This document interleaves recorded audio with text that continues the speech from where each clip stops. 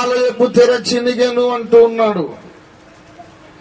దేవాలయపు తెర చినిగెను. తెర అనగా అర్థం ఏమిటంటే దేవునికి నీ మానవునికి నీ మధ్య ఉన్న ఆటంకము అన్నమాట. దేవుని దగ్గరికి మానవుడు వెళ్లకుండా అడ్డుకునేదే తెర. హెబ్రీ పత్రిక 9వ అధ్యాయము 8వ వచనం చూడండి. 7 కూడా చదవండి అమ్మా. సంవత్సరమునకు ఒక్కసారి మాత్రమే ప్రధాన యాజకుడొక్కడే రెండవ గుడారమును లోనికి ప్రవేశించును. ఆ రక్తము తన కొరకును ప్రజల అజ్ఞాన కృతముల కొరకును అతడు అర్పించును. దీనిని బట్టి ఆ మొదటి గుడారం ఇంకా నిలుచుచుండగా అతి పరిశుద్ధ స్థలములోనికి ప్రవేశించు మార్గం ఇంకను బయలుపరచబడలేదని పరిశుద్ధాత్మ తెలియజేయుచున్నాడు. మొదటి గుడారం ఉన్నప్పుడు అడ్డతెర ఉంది. అడ్డతెరకు ఆవల రెండవ తెరకు ఆవల కరుణాపీఠం ఉన్నది. కరుణాపీఠం మీద దేవుడు ప్రత్యక్షమవుతాడు. అందులోకి ఎవరు వెళ్ళటానికి వీల్లేదు. వెళ్తే చచ్చిపోతారు. మరి ఎవరు వెళ్ళకపోతే అలాగా ఒక్కడికి మాత్రం కష్టం మీద పర్మిషన్ ఇచ్చాడు దేవుడు. ప్రధాన యాజకుడు ఒక్కడే రావాలి. వాడు కూడా అస్తమానం రాకూడదు. ఏడాదికి ఒక్కసారి భయంగా బిక్కుమంటూ లోపల పోయి గబగబా పరిచయం చేసి బతికిపోయాను జీవుడా అని బయటకు వస్తాడు. ఇక మామూలు యాజకులు ఎవరన్నా ఉండి ఎప్పుడు ఈయన లోపలికి వెళుతున్నాడు ఒకసారి చూసి వచ్చాడు. ఒక్కసారి జస్ట్ అలా తొంగి చూసి ఇలా వచ్చా అనుకుని పోయారు, చచ్చిపోతాడు అక్కడ. మీరు చావక ఉండునట్లు లోపలికి రావద్దన్నాడు. లేవియ కాండము 16వ అధ్యాయం మొదటి నుంచి చదవండి దయచేసి. అహరోను యొక్క 2 కుమారులు యెహోవా సన్నిధికి సమీపించి చనిపోయిన తరువాత నేను కరుణాపీఠము మీద మేఘము మీద కనబడుదును గనుక నీ సహోదరుడైన అహరోను చావక ఉండునట్లు కరుణాపీఠం ఎదుటికి అడ్డతెర లోపలికి ఎల్లప్పుడూ రావద్దు. ఎందుకు రావద్దు? చావక ఉండునట్లు రావద్దు. అంటే అర్థం ఏంటి? అత్మానం వచ్చేస్తే ఏమైపోతాడు? చచ్చిపోతాడు. దేవుని సన్నిధిలోకి వెళ్ళడానికి మార్గం ఇంకా తెలియపరచబడలేదు అని పరిశుద్ధాత్మ తెలియజేయుచున్నాడు. దేవుని సన్నిధిలోనికి వెళ్ళడానికి మానవుడికి మార్గం లేదు. వీడు ఎన్ని పూజలైనా బయట చేసుకోవాల్సిందే. దేవుని ముందుకెళ్లే అవకాశం లేదు. బయటే ఉండి దేవునికి దూరంగా ఉండి నానా పూజలు, వ్రతాలు, నోములు, రకరకాల బలికర్మకాండ, మత బోధలు, ధర్మ ప్రచారాలు అన్ని చేసుకుని వేదాంతం చెప్పుకొని సిద్ధాంతాలు చెప్పుకొని భ్రమలో బ్రతికిపోతున్నాడు. నాకు దేవుడు ఉన్నాడులే అని. దేవుడు ఎక్కడ ఉన్నాడు అక్కడికి వెళ్ళడానికి మనిషికి వీలే లేదట. అడ్డతెర ఉంది, రాకండి, వచ్చారో చచ్చిపోతారన్నాడు.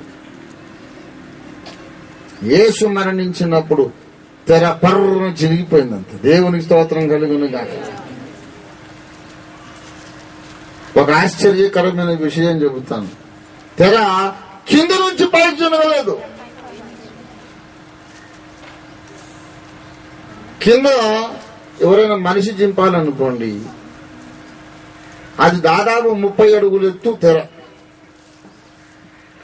30 అడుగులు ఎత్తు, 20 మూరలు అంటే 30 అడుగులు. 30 అడుగులు అంటే ఒక మామూలు ఇల్లు 10 అడుగులు ఎత్తు ఉంటుంది. 3 అంతస్తులు దాదాపు కొంచెం ఎత్తు కట్టుకుంటే 12 అడుగులు హైట్ కూడా కట్టుకుంటాం అనుకోండి. దాదాపు అటు ఇటుగా 20 మూరలంటే 3 అంతస్తుల భవనం అంతా ఎత్తు.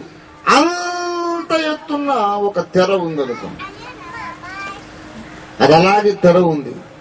3 అంతస్తుల బిల్డింగ్ అంత ఎత్తు. అంటే ఇప్పుడు మన ముందున్నటువంటి ఈ LIG ఒక టోటల్ అపార్ట్మెంట్ ఎంత హైట్ ఉందో అంత ఎత్తు తెర. ఒక పరదా కట్టి అది చింపమని మీకు చెప్తాం. ఎట్లా చింపుతారు నాకు చెప్పండి. కింద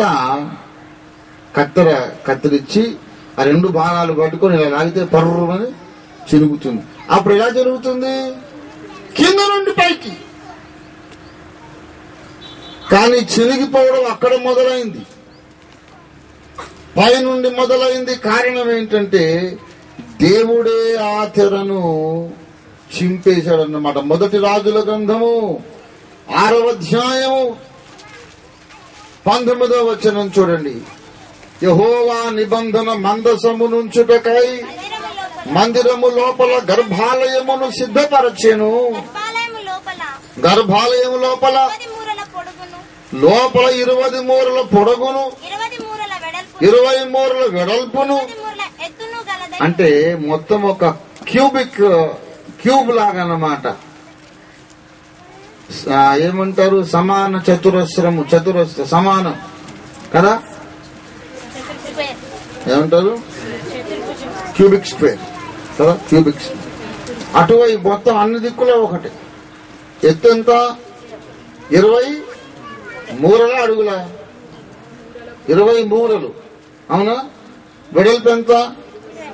ఇటు 20, పొడవు అడ్డము 20, ఎత్తు కూడా 20 మూర అంటే ఇంత. మీరు చూడండి, ఇది 1.5 అడుగు ఉంటుంది, 18 అంగుళాలు ఉంటుంది అన్నమాట. ఇది 1 ఫూట్ కాదు. మీరు చూడండి, 2 మూరలు ఈజ్ ఈక్వల్ టు 3 ఫీట్. 3 అడుగులు, 2 మూరలు 3 అడుగులు. అప్పుడు 20 మూరలు అంటే 30 అడుగులు. 30 అడుగుల ఎత్తండి ఆ గర్భాలయం. దానికి తెర పై నుంచి కిందికి 30 అడుగుల పైన చీలిక మొదలైంది. పర్వని చెరుగుతూ పైనుండి కిందికి చిన్నగాను. ఎందుకనగా మోషే కాలము నుండి, ధర్మశాస్త్ర కాలము నుండి ఆ తెరకు లోపల కూర్చున్న సర్వోన్నతుడైన దేవుడు, అతి పరిశుద్ధుడైన దేవుడు, సర్వశక్తి గల దేవుడు, ఎవడైనా లోపలికి వచ్చాడో చచ్చిపోతాడు అని ఉరిమిన దేవుడు, గర్జించిన దేవుడు. ఎందుకు రావద్దన్నాడు? ఆయన ప్రేమ స్వరూపుడయ్యుండు కూడా రావద్దన్నాడు. ఎందుకనగా మీరు పాపులు కనుక, నేను పరిశుద్ధుని కనుక, పరిశుద్ధ సన్నిధిలో మీరు వస్తే మాడి మసైపోతారు. అందుచేత మీరు రావద్దన్నాడు. రావద్దు రావద్దు రావద్దు, వచ్చారు చచ్చిపోతారన్న దేవుడు, ఆ లోపల ఉన్న దేవుడు పైన పట్టుకొని చింపేసాడు దాన్ని.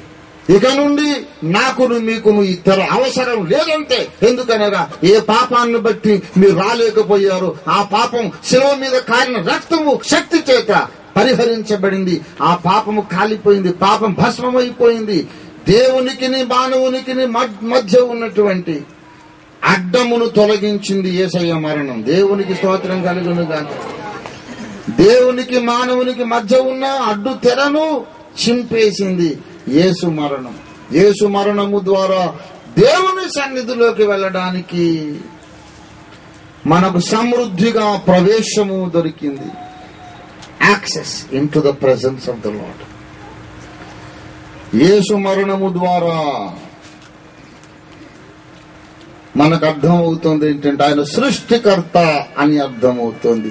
యేసు మరణము ద్వారా పాపము పరిహారమైనది గనుక మరణము అనే సమస్యకు పరిష్కారము ఉన్నది అని అర్థమవుతుంది. యేసు మరణము ద్వారా మానవుడు దేవుని సమీపించడానికి ద్వారము తెరవబడింది. దేవునికి స్తోత్రం కలుగును గాక. 1000 సంవత్సరాలు దేవుడు మానవులారా రాకండి రాకండి రాకండి అన్న దేవుడు ఆ తెరను చింపేసి నాడు పిలుస్తున్నాడు. ప్రయాసపడి భారము మోసుకొనుచున్న సమస్త దేశముల సమస్త జనులారా నా యుద్ధకు రండి రండి రండి రండి రండి. నేను మీకు విశ్రాంతినిస్తాను, నేను మీకు స్వస్థతనిస్తాను, నేను మీకు ఆరోగ్యం ఇస్తాను, ఆశీర్వాదం ఇస్తాను, శాంతి సమాధానం ఇస్తాను, రండి. ఎందుకు వస్తావు నువ్వు? మా దేశంలో పుట్టలేదుగా.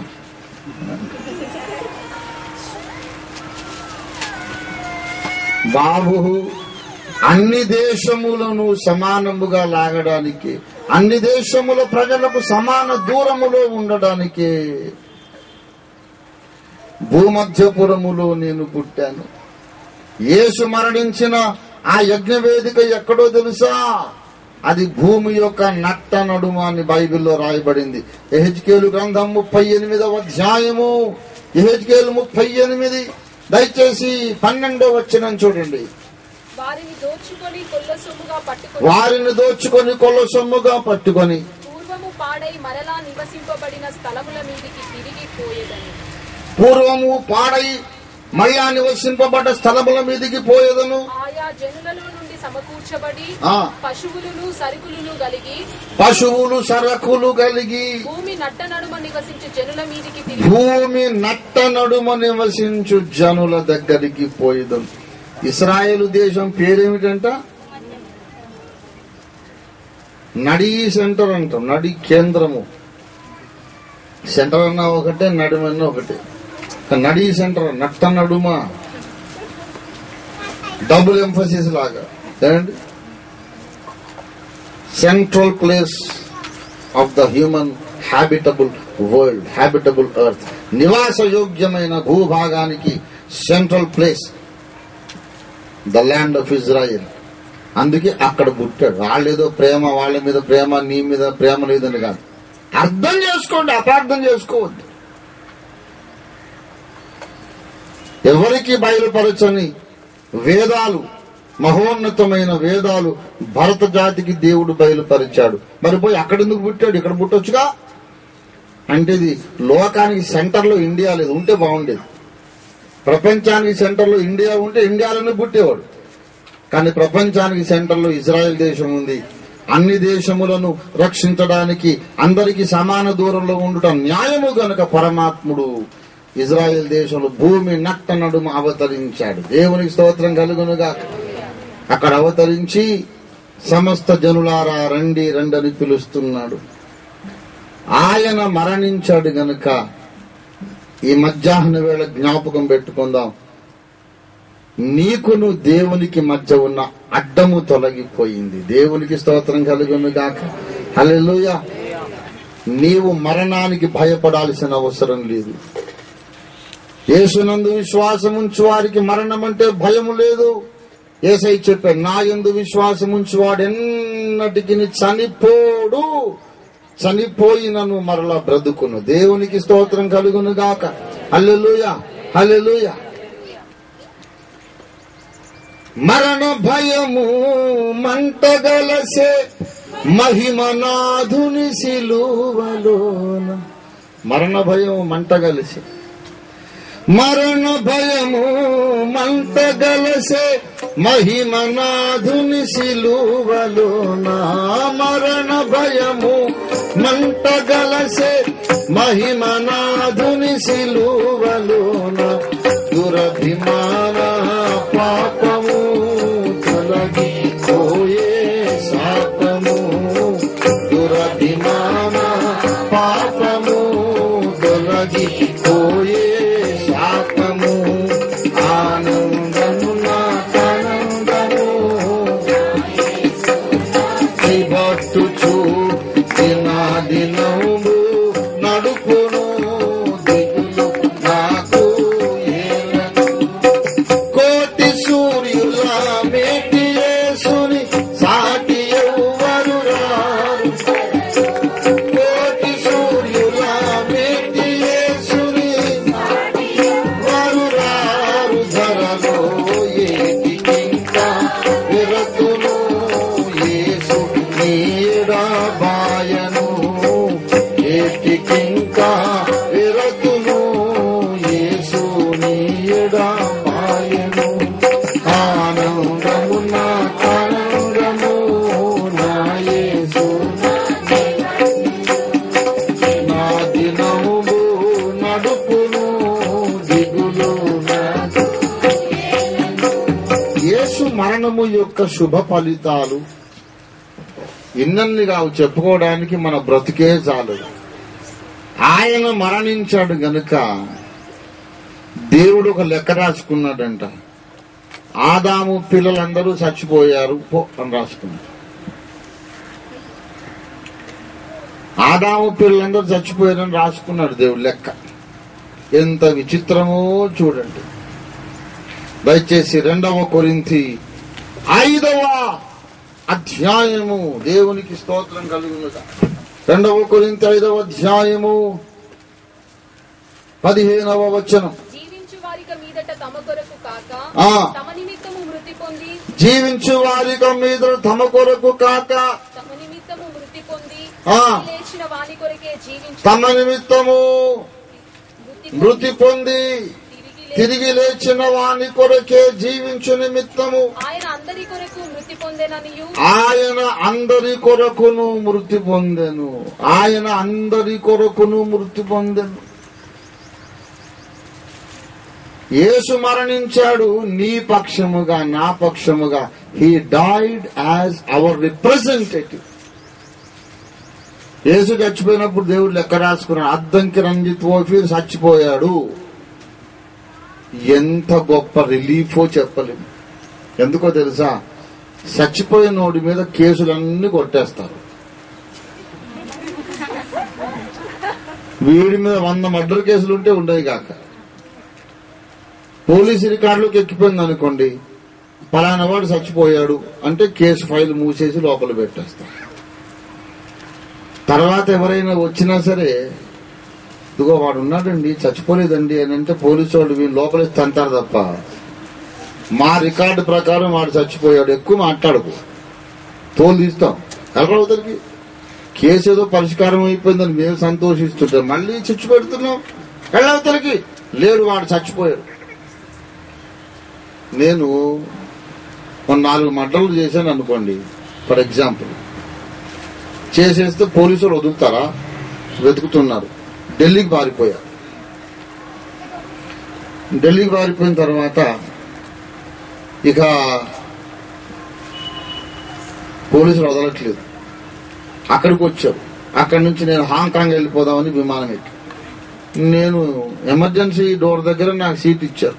కానీ పోలీసులకు తెలిసిపోయింది ఆ భయంకర హంతకుడు అద్దంకి రంజిత్ ఓఫీర్ విదేశాలకు పారిపోతున్నాడు దొంగ పాస్పోర్ట్ తీసుకొని అని చెప్పి అందరూ ఈ విమానాశ్రయాన్ని చుట్టుముట్టారు. వాళ్ళు వచ్చేసరికి విమానం టేకాఫ్ అయింది. అది అందులో ఉన్నాడు రికార్డ్ ప్రకారం అందరూ చెప్పారు. అది లేవబోయి కూలిపోయి బొగ్గుమని మంటలు అంటుకున్నాయి. విమానం అంతా బొగ్గి అయిపోయింది, బూడిదైపోయింది. నరహంతకుడు రంజిత్ ఓఫీర్ అందులో ఉన్నాడు. విమానంలో ఉన్న వాళ్ళందరూ చచ్చిపోయారు. అందులో ఘోర నరహంతకుడు హైదరాబాద్ వాసి అద్దంకి రంజిత్ ఓఫీర్ కూడా చచ్చిపోయాడు అని వార్తలు వచ్చేసినాయి. కానీ లాస్ట్ మూమెంట్ తలుపుడిపోయిన బయటపడ్డా.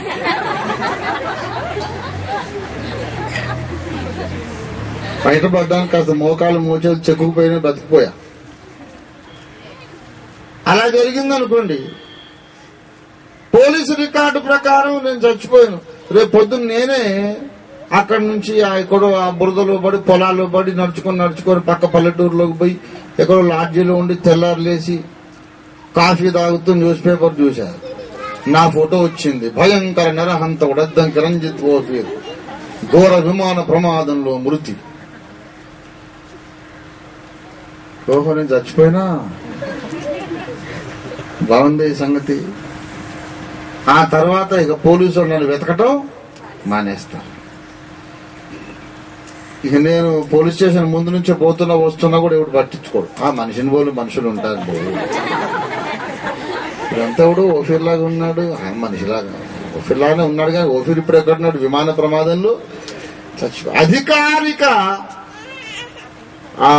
రిపోర్ట్ ప్రకారం, ప్రభుత్వ రికార్డ్స్ ప్రకారము మనం చచ్చిపోయాం అని రాసుకుంటే మనం చేసిన దొంగతనాలు, చెడ్డ పనులు, మన పాపాలు అన్ని కూడా మరణించిన వాడి మీద ఏ కేసు ఉండదు ఉండదు ఉండదు ఉండదు. రోమాపత్రిక 7వ అధ్యాయము దయచేసి 1వ వచనం. సహోదరులారా,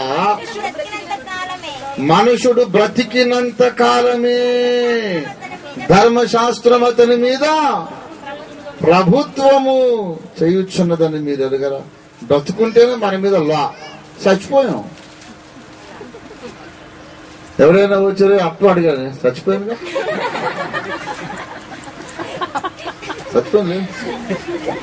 చచ్చిపోయావు మరి ఎలాగా? ఏం కాదు, ఆ బాధ నువ్వే పడి నేను చచ్చిపోయాను. నిజంగా నేరములు చేసి చట్టము చేత తరుమబడుచున్న వాడికి వాడు చచ్చిపోయిన వార్త రావడం గొప్ప రిలీఫ్. అమ్మయ్య, నన్ను ఎవడు పట్టించుకోవట్రాడు. అందరి కొరకు ఆయన మృతి పొందను గనక అందరూ మృతి పొందినట్టే మనందరి పక్షముగా యేసు మరణించాడు. Christ died as our representative గనక మన మీద కేసులన్నీ కొట్టివేయబడినాయి గనక క్రీస్తునందున్న వానికి రోమా 8:1 ప్రకారం ఏ శిక్షా విధి లేదు. దేవునికి స్తోత్రం కలుగును గాక. హల్లెలూయా. అందుకే ఇది మంచి శుక్రవారం అండి. నా మీద కేసులన్నీ కొట్టేసిన శుక్రవారం. దేవునికి స్తోత్రం కలుగును గాక. కేసులన్నీ కొట్టేసిన తర్వాత ఎందుకు బయట పిచ్చి ముఖం రా, 8,000 ఎదురు చూశాను నేను ముద్దు పెట్టుకుందామని రమ్మన్నాడు దేవుడు. దేవుని స్తోత్రం కలుగును గాక. 1,000 ఎదురు చూశాను, కుమారుడా నిన్ను హత్తుకోవాలి, ముద్దు పెట్టుకోవాలి. I want to hug you and kiss you my son, please come. అడ్డు తెరవ ఉంటే నువ్వు రావని పర్వమని చింపేశాడు. వద్దు, తెరవద్దు ఏమొద్దు ఇంకా నాకు నా పిల్లలకు మధ్య. దేవునితో నిన్ను నన్ను ఐక్యపరిచిన శక్తివంతమైన సంఘటన యేసయ్య మరణం. ఏ రాజకీయ నాయకుడి మరణంతో కూడా ఇది సమానం కాదు కాదు కాదు. యేసునాథుని మరణం శక్తివంతమైంది.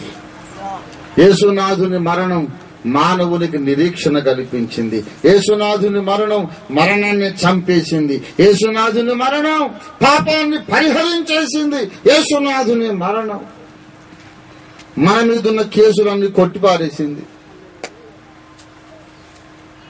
యేసునాథుని మరణం దేవుని సన్నిధి నుండి వెలువయబడ్డ వాళ్ళు దేవుని ముద్దులు అనుభవించేటట్టు చేసింది. దేవునికి స్తోత్రం కలుగును గాక.